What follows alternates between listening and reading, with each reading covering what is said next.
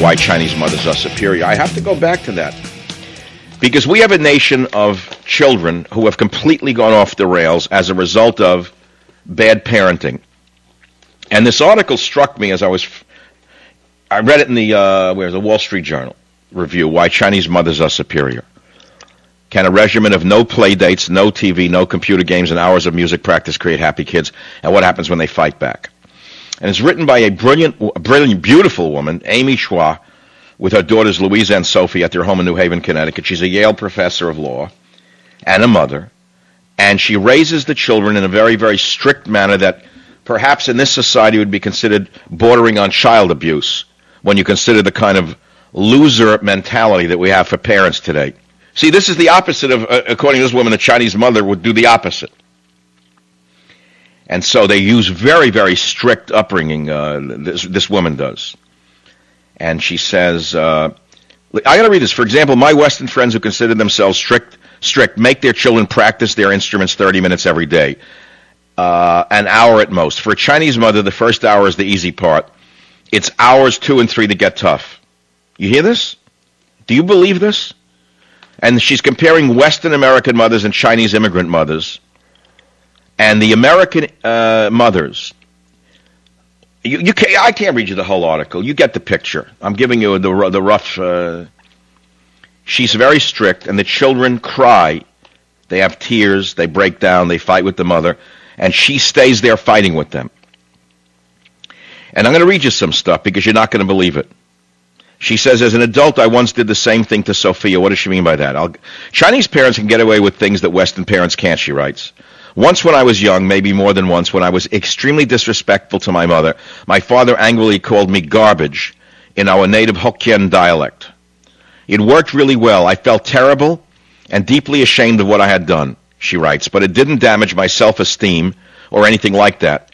I knew exactly how highly he thought of me. I didn't actually think I was worthless or feel like a piece of garbage, she writes. Then she goes on and says, as an adult, I once did the same thing to Sophia, calling her garbage in English when she acted extremely disrespectfully towards me. When I mentioned that I had done this at a dinner party, I was immediately ostracized. One guest named Marcy got so upset she broke down in tears and had to leave early. My friend Susan, the host, tried to rehabilitate me with the remaining guests.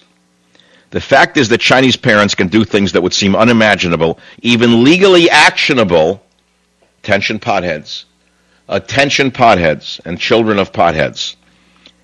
Legally actionable to Westerners, period. Chinese mothers can say to their daughters, for example, hey, fatty, lose some weight. Hey, fatty, lose some weight, they can say to a daughter who's a fat slob. By contrast, Western parents have to tiptoe around the issue talking in terms of health and never ever mentioning the F word, meaning fatty. And their kids still end up in therapy for eating disorders and negative self-image. Blah, blah, blah. Chinese parents can order their kids to get straight A's. Western parents can only ask their kids to try their best. Chinese parents can say you're lazy, all your classmates are getting ahead of you. By contrast, she writes, Western parents have to struggle with their own conflicted feelings about achievement and try to persuade themselves that they're not disappointed about how their kids turn out. So I'm reading from an article by a Chinese-American woman, Amy Chua, C-H-U-A.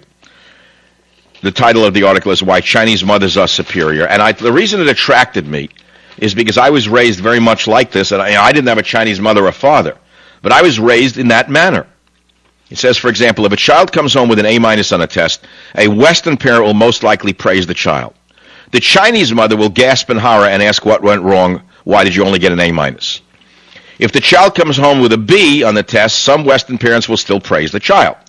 Other Western parents will sit their child down and express disapproval, but they will be careful not to make their child feel inadequate or insecure, and they will never call their child stupid, worthless, or a disgrace. Now, let me pause right here.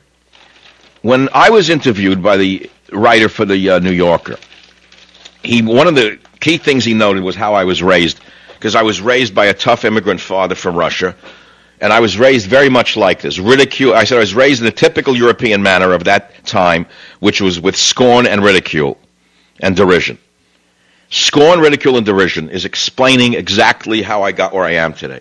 Now, I have a native intelligence. I'm lucky about that. I inherited it from my parents. I made mistakes along the way. I still make mistakes every day. I try not to. I'm only human. I made some very serious mistakes along the way. I used marijuana in college. It slowed me down. My grades went backwards. Marijuana is the most dangerous drug in history. Because I would never have used hard drugs. I knew the dangers of heroin. I knew schmucks who went into that. I met kids along the way who snorted it and said it's safe to snort. I never did that. Because I knew that those drugs were dangerous. But marijuana, it's harmless. It is not harmless, very dangerous. It set me back academically. But in spite of the mistakes I made, because I was raised in the old European fashion, with scorn and ridicule, derision, calling me names, look how far I've come in life.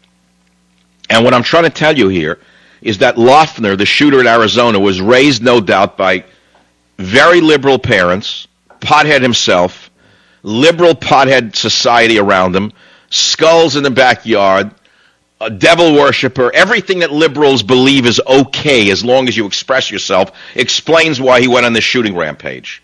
It had nothing to do with talk radio.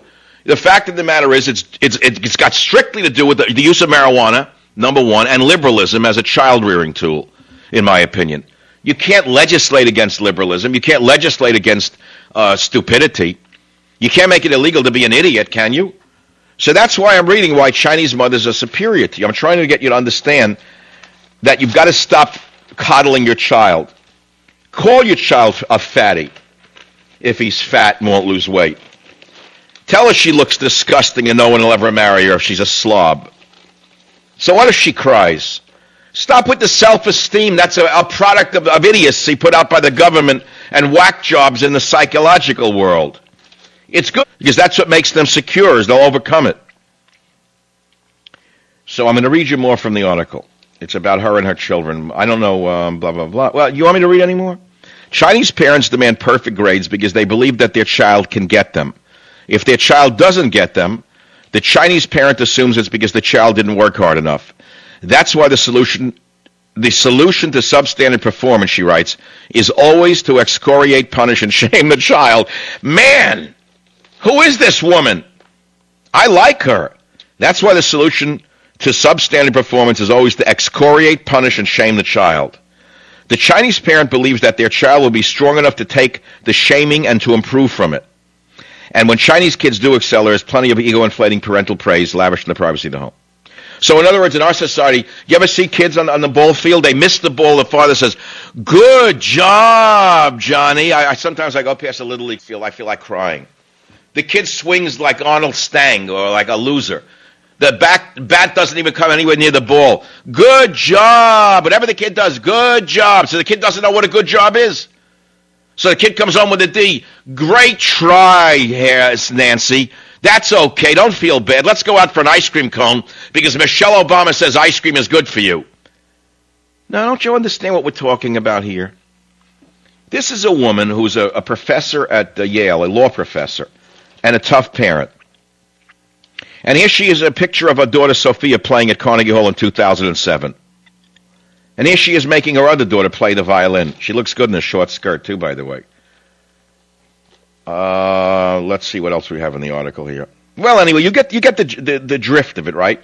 Her husband, by the way, is a little softer than her.